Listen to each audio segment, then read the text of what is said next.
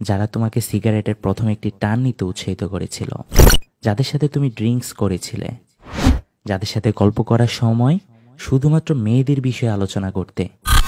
সারাদিন শুধু অশ্লীল ফাহিশা ও অপ্রয়োজনীয় বিষয় নিয়ে তোমাদের মাঝে আলোচনা হতো।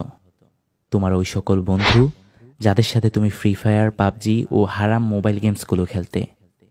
জোহর চলে যেত, আসর চলে যেত, মাগরিবের ওয়াক্ত শেষ হয়ে যেত, এশারের ওয়াক্ত শেষ হয়ে যেত, আর যখনই ফজরের আজান দিত তখন তুমি ঘুমিয়ে যেতে।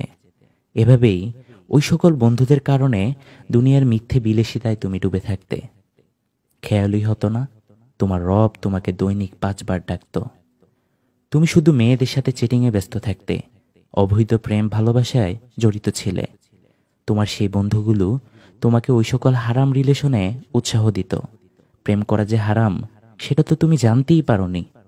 হ্যাঁ, সেদিন রবের সামনে তারাই তোমার শত্রু হয়ে যাবে, আর তখন তুমি বলবে, হায় আফসোস, আমি যদি অমুককে বন্ধুরূপে গ্রহণ না করতাম। যদি সত্যিই রবের সামনে সুউজ্জ্বল মুখমণ্ডল নিয়ে দাঁড়াতে চাও, তবে শুধুমাত্র মুত্তাকিগণদেরই বন্ধুরূপে গ্রহণ করো। যারা তোমাকে রবের কথা স্মরণ করিয়ে দেয়, তাদের সাথেই তোমার সুমূল্যবান সময়গুলো অতিবাহিত করো। ইসলাম সম্পর্কে আরও জানো, জানতেই থাকো। আল্লাহ আমাদের সবাইকে মুত্তাকি বন্ধু চেনার তৌফিক দান করুক। আমিন।